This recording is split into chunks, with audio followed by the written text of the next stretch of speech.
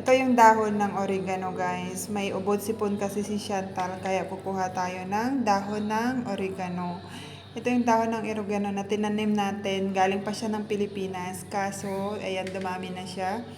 Tapos, ito yung tinanim din namin na malunggay. Ayan, mataas na rin siya. Ang dami niya ng mga dahon-dahon. Kaso wala siyang bunga ngayon. Kumuha lang tayo ng dahon ng oregano, yung mga ano niya.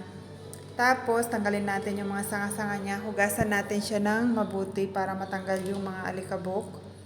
Then, ayan, naka-apat na hugas na ako. Tapos, ibabad lang natin siya, guys, sa mainit na tubig ng mga 2 to 3 minutes para talagang malinis siya. Siguradong malinis yung dahon ng oregano natin. Then, ayan, guys. May kinuha din tayo ng dahon ng malunggay. Itong dahon ng malunggay, ayan, tinanggal din natin siya sa mga sanga-sanga niya. Tapos, hugasan natin siya mabuti para matanggal yung mga alikabok.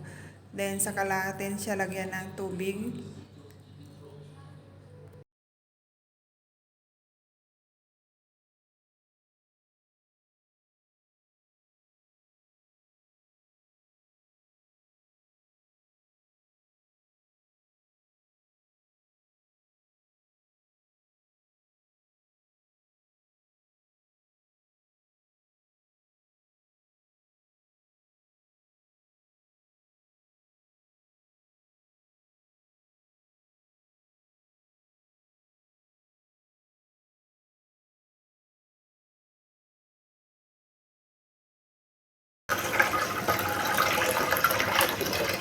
Ayan, guys, hugasan natin siya mabuti para mawala yung mga alikabok niya.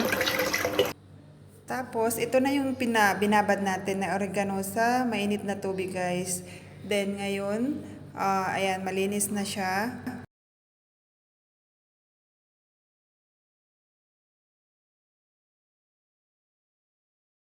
Dahon ng irogana natin na binabad natin sa tubig. Ayan, malinis na siya. Lagay lang natin siya, ilipat lang natin sa isang plato.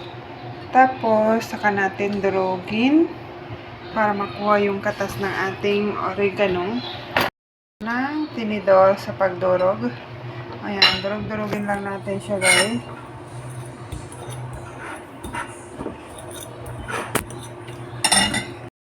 Ito, guys, hanggang sa makuha natin yung katas ng ating oregano.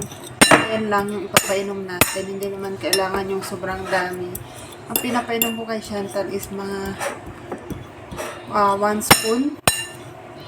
Depende sa inyo, guys, kung madami ba. Pero wag yung masyadong madami.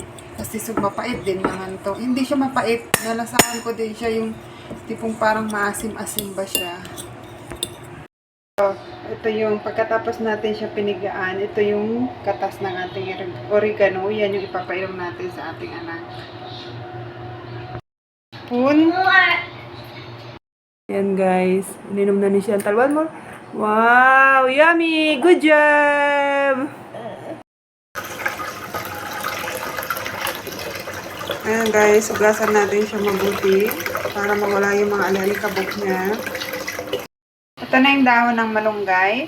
Ang gawin lang natin, hugasan natin siya mabuti, tapos lagyan natin siya ng tubig. Then, pakuluan lang yung dahon ng malunggay hanggang sa yung makikita nyo naman yung tubig niya pagka yung talagang ano na siya, kulong-kulo na yung tubig niya, isa magkukolor green na yung tubig. Ayan, pwede na siya. Tapos, saka natin siya palamigin, saka natin bigay sa mga anak natin. Ayan, guys.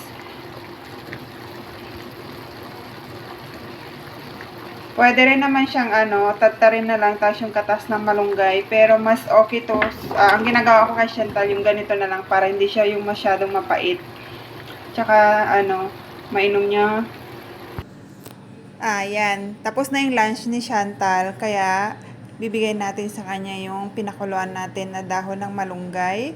Mas mainam siya, guys, pag mainit-init na ibigay natin sa mga anak natin. Ayan. Pwede natin siyang bigyan guys yung mga chikitings natin kahit wala silang mga ubo sipon. Ayan, napaka-healthy po nitong dahon ng malunggay. Lalong-lalo na sa mga bata. Lalong ngayon at mauso ang ubo at sipon, nakakatulong po ito sa kanila. Then, ayan guys, si Chantal, iniinom niya. Pinapainom ko si Chantal nito kahit wala siyang ubo sipon. Siguro sa isang linggo, binibigyan ko siya ng 3 times. Ayan, 3 times, 4 times, ganyan. Kasi minsan, hinahanap-hanap din niya. Then, napaka-healthy nito guys. Subukan nyo sa mga anak nyo. Then, lalo ngayon at uso ang ubo sipon, pabago-bago ang panahon. Kaya ito guys, sana makatulong sa inyo yung video na to. And see you in my next vlog guys. Ayan. Bye!